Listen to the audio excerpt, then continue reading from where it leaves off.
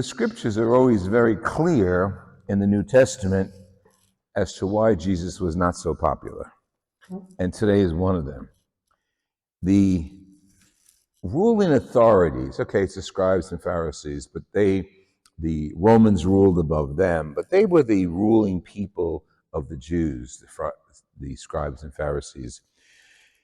So they nit and picked things that Jesus and his followers did and didn't do.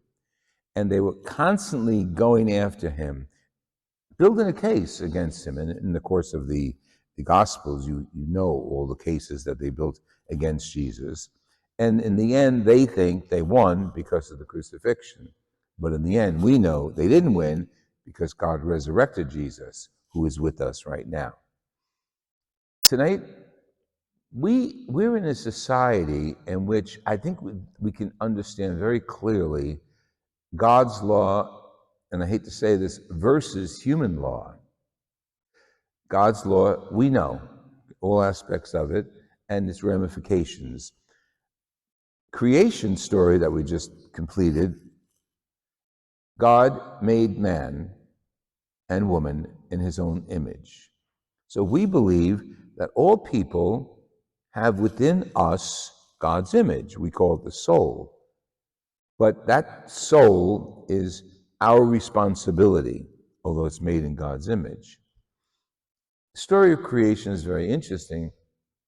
You can just see, and I like this story, the way I'm going to tell it was the way it was passed on to me by my first scripture scholar in the seminary. When he says, you all have a version of creation, you all have your own ideas of the stars, the moon, the sun, all that.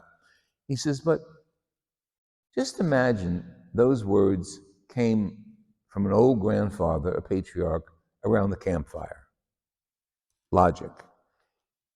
When the little kids went up to Grandpa and said, let's sit around and tell us stories, because that was the means of communication then. There was no internet, no written word either. So verbal discussions and oratory was the common way of communicating. So the grandfather sits down in the fireplace, part of a tribe, and I can just see one of the grandchildren saying, Grandpa, where they come from? Where the stars come from? Or another one say, yeah, in the water. Where does that come from? How about all the sea monsters? Where do they come from? And the author of the first book of the Bible, Genesis, takes all those traditions and puts them forth in a diagram narrative. And the diagram is God's law is above all. And this is how it came about. This wasn't dogma. This wasn't, you must believe this. This isn't a patriarch, one of the leaders of the people, trying to get the idea across, because we're following this God of Yahweh. We're following the God that Abraham, revealed to us centuries ago, and we don't really have a manual. So oral tradition was the way they passed down what they believed. And the old man around, and it could have been an old woman, by the way, it could have been a matriarch, not a patriarch necessarily, sat around the fireplace and told the grandchildren, well, this is how it all came about. God made everything. The wind, the earth, the trees, the birds, God made everything. And everything is subject to God's law. So that gives us the opening lines, especially of Genesis. So the overreaching theme is God is the creator, and it's God's law that calls us together as a community. Fast forward to the New Testament, because there's many examples of that during the lives of the prophets and the Old Testament people. So we fast forward to the New Testament today, and we have Jesus, who is God's law now. This is not only he's teaching God's law, he is the new law of God. And his disciples are going through the fields, and I think because of COVID in the last few years, we sort of side with the Pharisees in this one. And they say to Jesus, your followers are not washing their hands before they eat. They were picking food from maybe the grapes, maybe the figs, but they're not washing their hands. Because what happened to God's law in the Old Testament, it was so overshadowing and so powerful, but then it got into the hands of the authorities. And the authorities put strictness on those laws. God never said, wash your hands, wash your feet, wash the kettles, wash the bed. That was never revealed as God's law. It was the authorities of the temple, the Old Testament leaders, who put all of these laws into applicable, understanding ways. So we understand God created everything, so everything is sacred, right?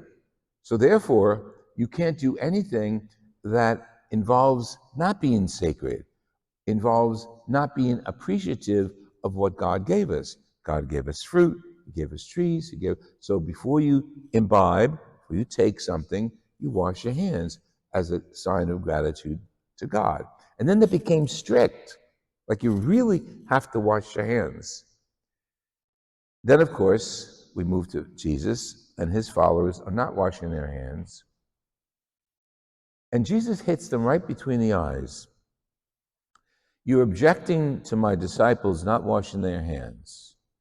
But do you really follow God's law as God intended it?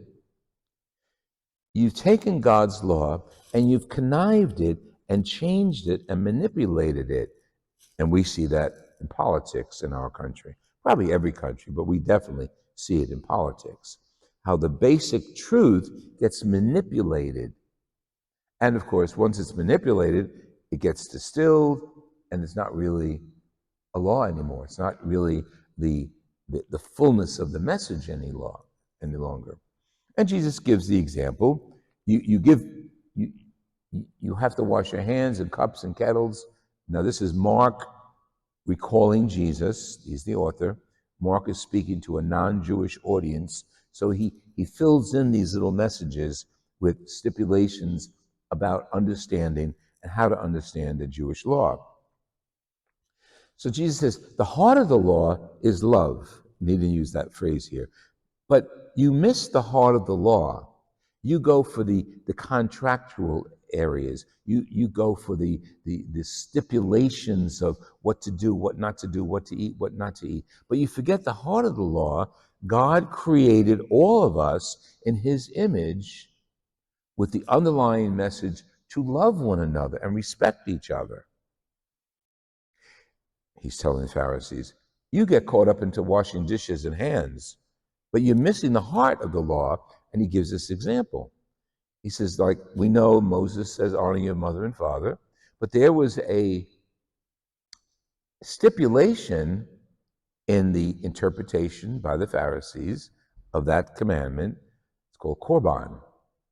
Korban basically was under the table payments. It was crooked. It was giving to the temple, giving to the temple and saying, I'm giving this money to the temple for its support. And because I'm giving it to the temple, I can't take care of my parents because I don't have that money. I just gave it to God. How manipulative. And you know that happens in society today. The church, maybe, definitely society. How we manipulate the truth in order to come out with a new answer. And we do get an answer, but it's not a truthful answer. God's law is the one that needs to always be obeyed and justified. In our motto, one nation under God, it was the intention of our forefathers and mothers to make this nation under God. Not Catholic, we know that, but a belief in the Creator. And with the belief in the Creator, they fell short too because they also supported slavery. But through a development of consciousness and the centuries, we come to realize that was our mistake as a nation. So there are many mistakes that we still follow. If we take it to the heart of the law, we'll see they're not even reflective of God. They're not even reflective of God's love for us. when a major leader of our country can fly in the face of God's law and disregard it because of his political affiliations, and yet go to church and receive communion and say, I'm Catholic, that's a little corruption of the law. Not new. It's not new. Happened in the time of the Pharisees. It's happening today. So we, as practicing Catholic Americans, have to always go back to basics, always go back to following Jesus' example and Jesus' command. And if we don't know it, open the scriptures and we'll find it out. And Jesus' command always goes back to that threefold command: love the Lord your God with your whole heart, with your whole mind, and your neighbor as yourself. Got those three covered, you're all right with God. Screw one of those three, and you're on the outs.